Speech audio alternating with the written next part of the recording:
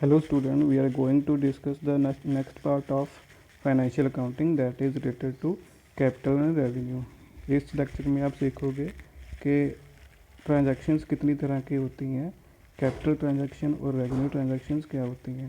तो the basic aim of accounting is to ascertain and present the financial results of business operations. Financial accounting का main मकसद यही होता है कि जो फाइनेंशियल रिजल्ट्स हैं उनको निर्धारित करना और उनको प्रेजेंट करना.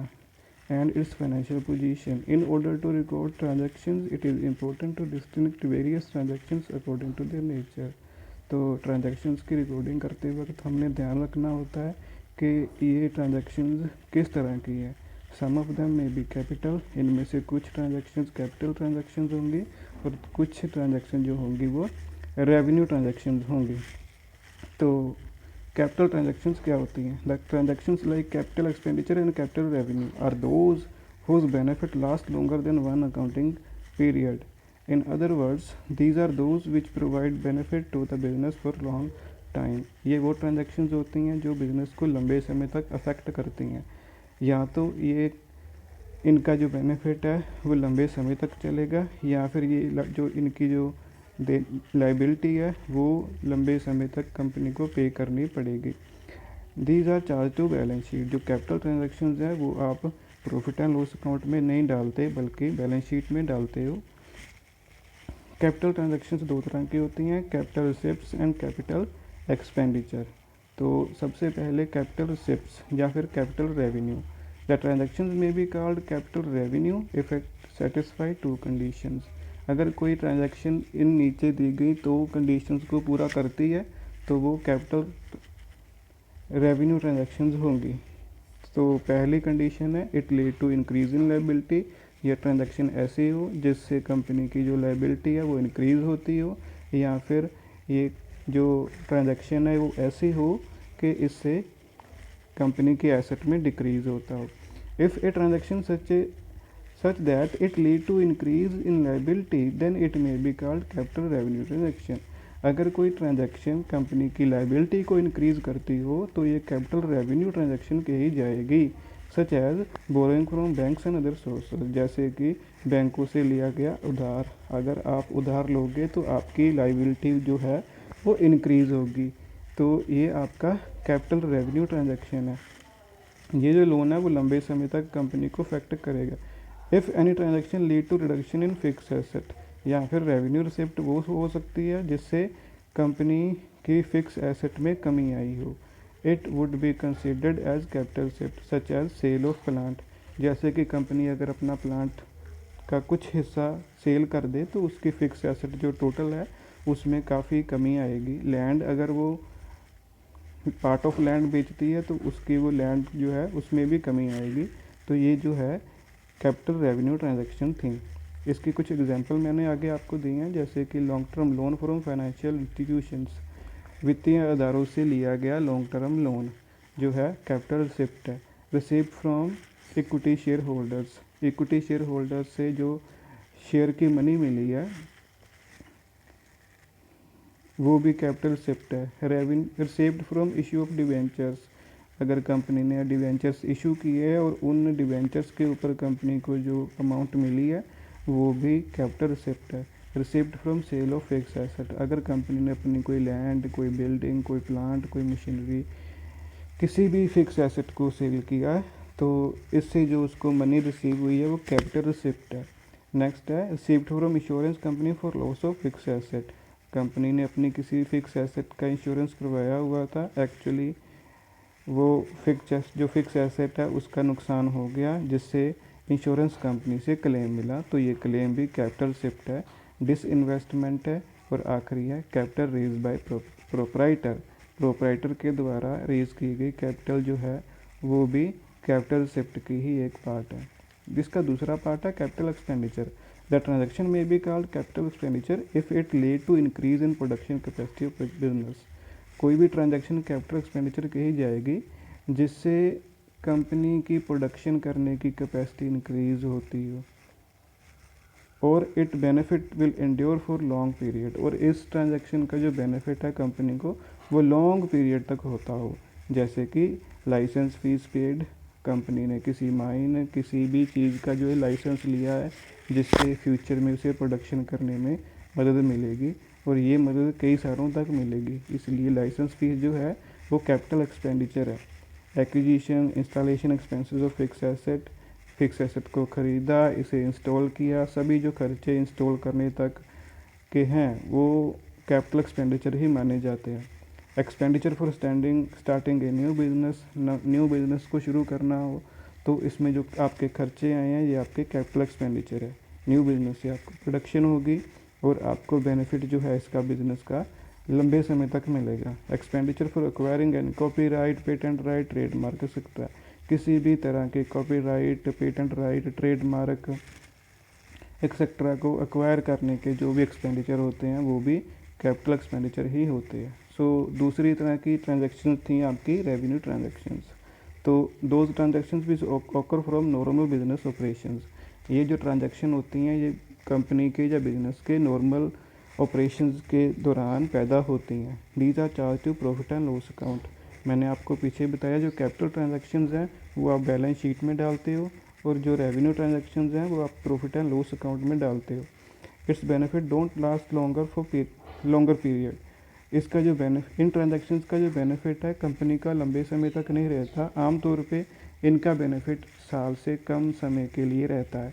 These are directly related to business operations, और ये बिजनेस ऑपरेशन से डायरेक्टली जुड़े हुए होते हैं। कैपिटल ट्रांजैक्शंस की तरह रेवेन्यू ट्रांजैक्शंस भी दो तरह की होती हैं, पहली है रेवेन्यू रिसिप्ट, दूसरी है रेवेन्यू एक्सपेंडिचर। रेवेन्यू रिसिप्ट क्या होती हैं? These arise from business operation of firm, business जो काम करता है उससे जो कंपनी को मुनाफा, जो रिसिप्ट किसी भी तरह की हो रही है गुड्स को सेल करने के ऊपर या सर्विसेज को प्रोवाइड करने के ऊपर, वो रेवेन्यू रिसिप्ट्स होती हैं। ये कंपनी के प्रॉफिट का पार्ट बनता है। These are credited in profit and loss account, और प्रॉफिट एंड लॉस अकाउंट की ये क्रेडिट साइड में शो की जाती हैं। इसकी एग्जांपल है receipt from sale of good और प्रोवाइडिंग सर्विसेज। कंपनी ने गुड्स को सेल किया, उससे कंपनी को जो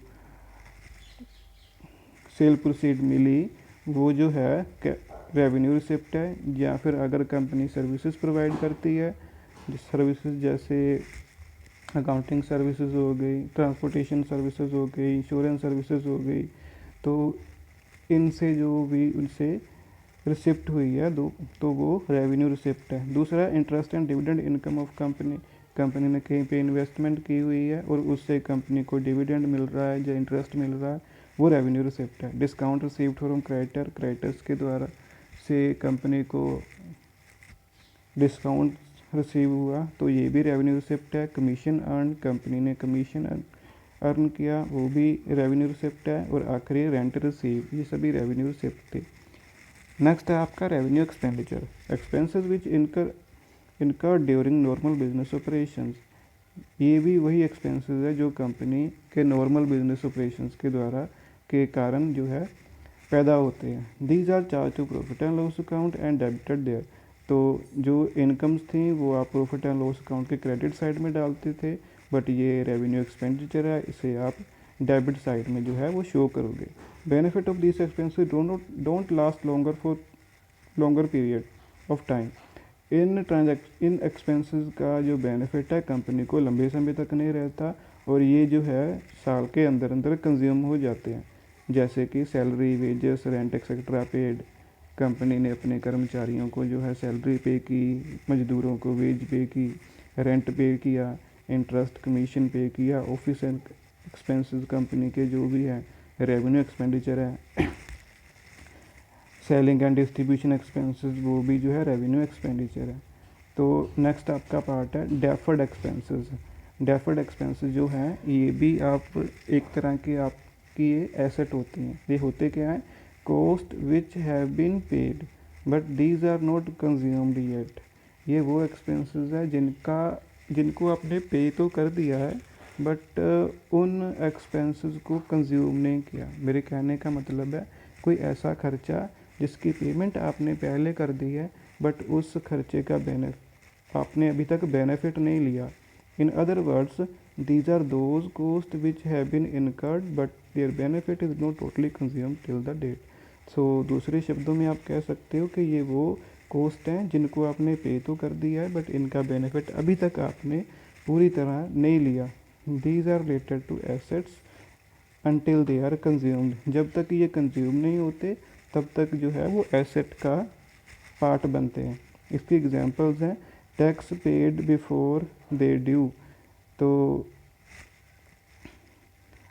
ड्यू होने से पहले जो आपने टैक्स पे कर दिया ये आपका डेफर्ड एक्सपेंसेस है और आपकी एसेट।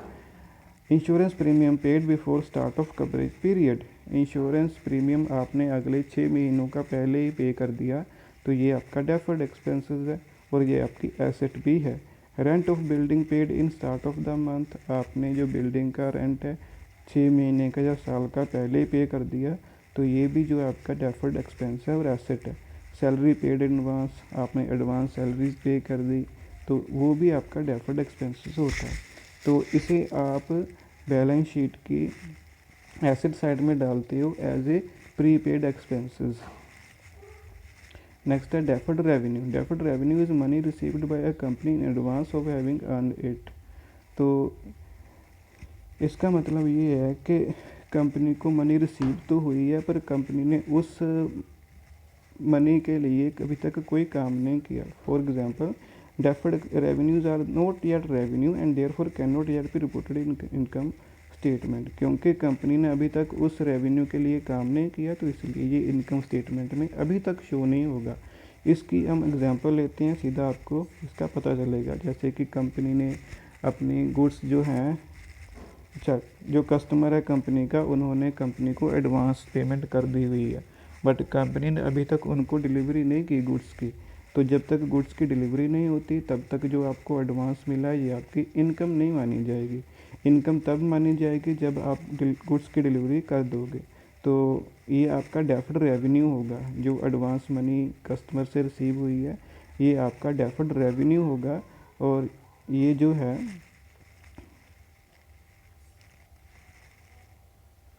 नेक्स्ट है advance money received from customers for services which jet not have rendered. आप सर्विसेज प्रोवाइडर हो तो आपको कस्टमर से जो है मनी रिसीव हुई है बट आपने अभी तक उनको सर्विसेज प्रोवाइड नहीं की तो ये आपका डेफर्ड एक्सपेंसेस होता है, रेवेन्यू होता है। तो ये था आपका टॉपिक। आशा आपको इसकी समझ में आई होगी। तो मिलते हैं अगले